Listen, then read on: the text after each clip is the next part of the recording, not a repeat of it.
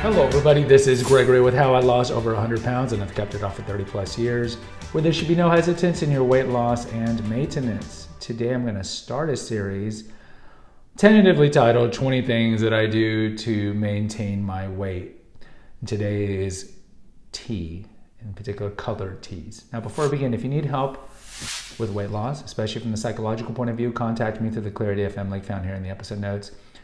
Also, check out my website, Naturopathic Earth. It has tons of recipes and articles, hundreds.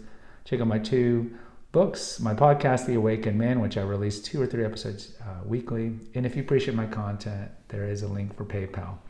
All right, so I wanted to start a series that kind of talks about things that I do daily that help me with weight management. Now, these might not necessarily help you, and you don't necessarily have to do these things.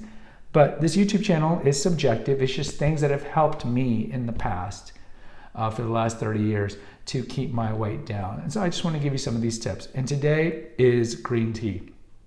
I drink the colored teas every day of my life, normally 2 or 3 in the morning. And I have an early Awakened Man episode on the difference between black, white, red, and green teas and the benefits of each. And I actually have a couple articles on it at Naturopathic Earth, so I'm not going to spend too much time here. But we can just roll off some of the benefits of the colored teas, and then I'll tell you the difference and things to look out for. So, in particular to this channel, it burns fat and speeds up your metabolism. And there's some studies that show that every drink of green tea, now when I'm telling you to drink green tea, I'm telling you to drink it flat, boring, black, so to speak, like coffee. Don't put any milk in it, don't put any sugar in it, and so forth. So you have to develop a taste. But there's some studies that show that you burn up to 60 to 120 calories just by drinking it. So there's a net caloric deficit, because there's no calories in tea, but it actually burns calories by the nature of drinking the tea. What else? Increases your metabolism. It can boost your immunity. It's got catechins and ECGCs in it, which are compounds that are anti-aging, that fight against cancer, that help lower blood sugar, that reduce the chances of heart disease, and just there's a lot of benefits to drinking the colored teas. Now, ideally, you don't want it too hot. I have an episode over at The Awakened Man, how countries that drink a lot of very hot drinks have a higher rate of esophageal cancer, which is strange because I don't know, I can't drink a hot drink, so I just wait till it cools down. But ideally, you want it steeped at 70 to 80 degrees Celsius, which is like roughly 170 degrees. Sometimes you go to coffee shops and, I mean, they'll scorch it hot. Just wait till you can drink it. And so what are some of the things if you're going to drink the colored teas? Now, first of all, let me tell you, the red tea is a different bush. So green, white, and black come from the Camellia sinensis bush, which is typically grown in China, India, and over there. And in short, and I really cover this in the podcast on which is best out of these 3. The black tea is when the bush is kind of old. So it's going to have the most flavor, and therefore the most caffeine. And understand, the colored teas really only have about 1/10 to the 15th amount of caffeine that coffee does. So tea, even if you get something like sencha matcha, which typically has the most, you're still looking at about 1/10 of the caffeine. So you're not really getting a caffeine jolt like you are with coffee. But black tea is when the bush is harvested near its end, and therefore it's going to have more caffeine and a stronger taste. So black teas like oolong tea, English tea, which I particularly don't like the taste of, no offense to the Brits. So the good thing is, it has more caffeine. Bad thing is it has less of the compounds that make the colored teas great. Also, it has more fluoride. So there's naturally just fluoride in the ground. And so when you drink the leaves of a fully mature Camellia sinensis bush, you're going to get more of the fluoride. Green tea's in the middle. White tea is going to be when the bush is harvested, when the bush is kind of young. And therefore, it's going to have less caffeine, but also less of a taste. That's why you don't see a lot of white teas and just found in I would say coffee shops. Normally, they're going to be infused with fruit to give it some taste. Most people can't and don't like just boring white tea in hot water. But the good thing about white tea is that it has the most in the catechins and the ECGCs and the polyphenols and all the things that we had just talked about that make green tea the best.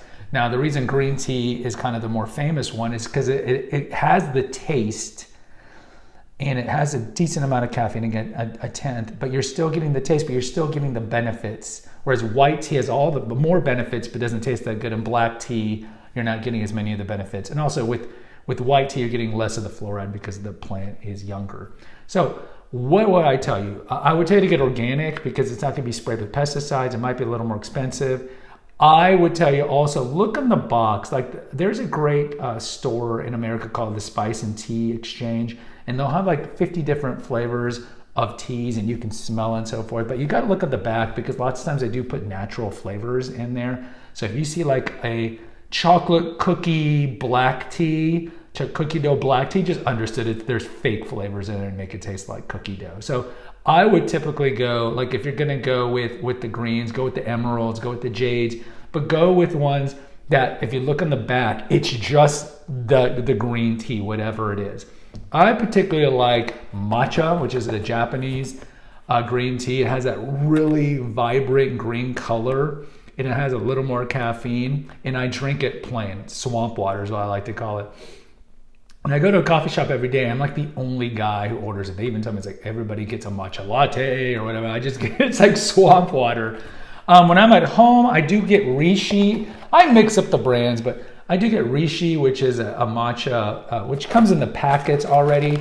You can definitely get the ones that are leaved, and then you put them in the little ball and steep it. It's really up to you what you want to do. Of course, I would tell you to drink green tea or white tea a lot.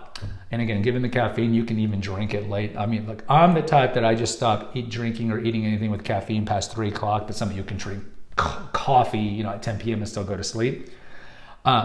So it's really up to you on that level. But I would go organic, and then really just go with the flavors. Check the back of the ingredients to see what else is in there. Don't get anything that's adulterated. Just get the straight green or white tea. And again, with the white teas, it's okay to get like a white rose. That's a pretty popular one. And it is hard to find white tea online, like on Amazon, because again, just plain white tea, I should say, because they're going to put it with other stuff. So if you want to drink a white rose tea, just make sure you find one.